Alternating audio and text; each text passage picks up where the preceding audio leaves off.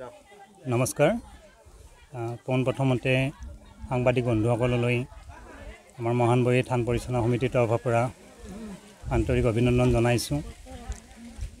আজি আমি ইয়াত সমবেত হৈছোঁ আমাৰ অহা 20 ফেব্ৰুৱাৰীত বজালী জিলাৰ ঐতিহ্যমণ্ডিত মহানবৰী থানৰ বাৰ্ষিক উৎসৱ দিনজোৰা কাৰ্যসূচী অনুষ্ঠিত হ'ব। সেই উপলক্ষে আজি আমাৰ এই অঞ্চলৰ বিভিন্ন প্ৰান্তৰ ৰাইজ ইয়াত শ্ৰমদান কাৰ্যসূচীৰ কাৰণে সমবেত হৈছে। আমি এই চেগতে অসমৰ সন্মানিত সমূহ ভক্তপ্ৰাণ ৰাইজক আমাৰ আহি থকা এই বাৰ্ষিক উৎসৱত ইয়ালৈ আহিবলৈ আমি আমন্ত্ৰণ জনাইছোঁ। আমি আশা কৰিছোঁ এইবাৰ বাৰ্ষিক উৎসৱত প্ৰায় লক্ষাধিক ভক্তৰ সমাগম হ'ব আৰু আমাৰ এই অনুষ্ঠানটিয়ে ইতিমধ্যে প্ৰায় 150 বছৰ অতিক্ৰম কৰিলে। সময়ৰ গতিৰ লগে লগে আজি এই অনুষ্ঠানটিয়ে ৰাইজৰ মাজত বিপুল সমাদৰ আৰু বিশ্বাস লাভ কৰিবলৈ সক্ষম হৈছে। আমাৰ এই অনুষ্ঠানটিৰ ঐতিহ্য এয়ে যে এই অনুষ্ঠানটিয়ে আমাৰ বৃহৎ এই বজালী অঞ্চলটিৰ বিভিন্ন জাতি ধৰ্ম বৰ্ণ নিৰ্বিশেষে সকলোকে একতাৰ বান্ধোনেৰে আধ্যাত্মিকভাৱে ইয়াত জড়িত কৰি ৰাখিব পাৰিছে আৰু এই উৎসৱত অসমৰ বিভিন্ন প্ৰান্তৰ বিভিন্ন জাতি ধৰ্ম লোক ইয়াত সমবেত হ'ব। আৰু উল্লেখযোগ্য এয়ে যে এই অনুষ্ঠানটিত আমি কোনো ব্যক্তি বিশেষৰ ওচৰত মানে চাঁদা বা দান বৰঙণিৰ কাৰণে কোনোদিনে যোৱা নাই, কিন্তু স্বতঃস্ফূৰ্তভাৱে ভক্তসকলে অসমৰ বিভিন্ন প্ৰান্তৰ পৰা এই অনুষ্ঠানটোত দান বৰঙণি আগবঢ়াই আমাৰ এই অনুষ্ঠানটি চলাই নিছে। আমাৰ পৰিচালনা সমিতিৰ পৰা এটা কম মূলধন নোহোৱাকৈ এই বৃহৎ প্ৰায় আমাৰ 7 লাখ টকাৰ বাজেট মানে অতিক্ৰম কৰিছে। সম্পূৰ্ণ ৰাইজৰ দান বৰঙণিৰে আমি আশা কৰিছোঁ আমাৰ আহি থকা দিনবোৰত আপোনালোকৰ এই চেনেল জৰিয়তে এই অনুষ্ঠানটি যাতে অসমৰ বিভিন্ন প্ৰান্তত বিস্তাৰিতভাৱে বহলভাৱে প্ৰচাৰ হয়। আমি অনুৰোধ কৰিছোঁ সকলোৱে যাতে ইয়াত আহি অন্ততঃ এবাৰ সেৱা লাভ কৰি যায়, আমি তাকে কামনা কৰিছোঁ। এতিয়া আমাৰ ওচৰত আমাৰ সভাপতি মহোদয় আছে, আমাৰ অন্যান্য সদস্যসকল আছে, তেওঁলোকে বক্তব্য প্ৰদান কৰিব। আমাৰ সভাপতি টিকেন কলিতা, তেওঁ দুআষাৰ ক'ব।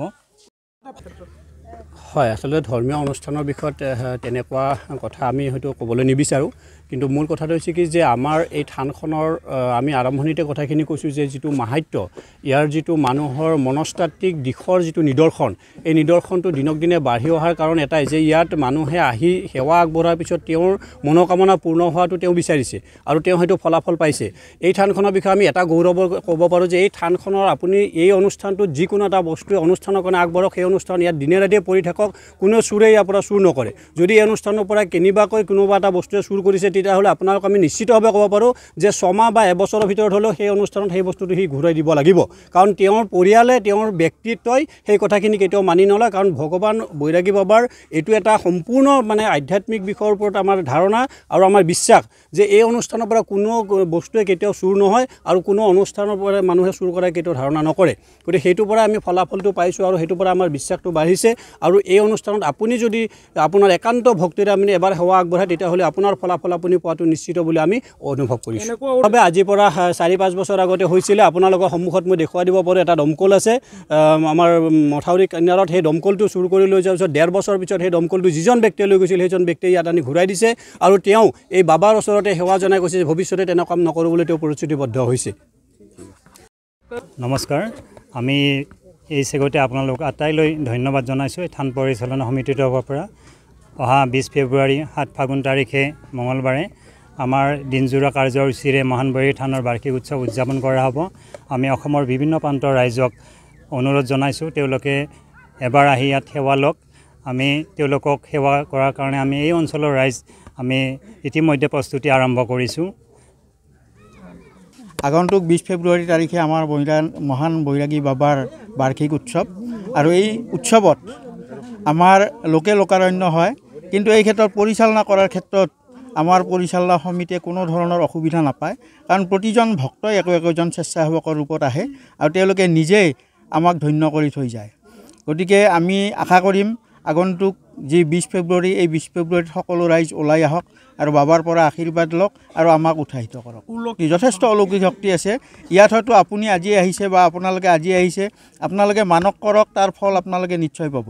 ইয়াত বুজাই কোৱাৰ প্ৰয়োজন নাই, ইয়াত নিজে নিজে উপাসনা কৰি নিজে নিজে ফল পায়, যাৰ বাবে আজি দেখিছে আপোনালোকে মহিলাখিনি উবুৰি খাই পৰিছে। তাৰ কাৰণ এটাই, তেওঁলোকৰ পৰিয়ালত হোৱা বিভিন্ন অপায় অমংগলৰ কাৰণে এই বাবাৰ ওচৰত শৰণ লয়। আৰু আজি কিছুদিন ধৰি মোটামুটি আজি মাঘৰ মাহ পৰাৰ আগৰ পৰাই এটা দিনো বিৰতি নোহোৱাকৈ ইয়াত উৎসৱ পালন হৈ আছে, যিটো ৰাইজে পৰিচালনা নকৰে।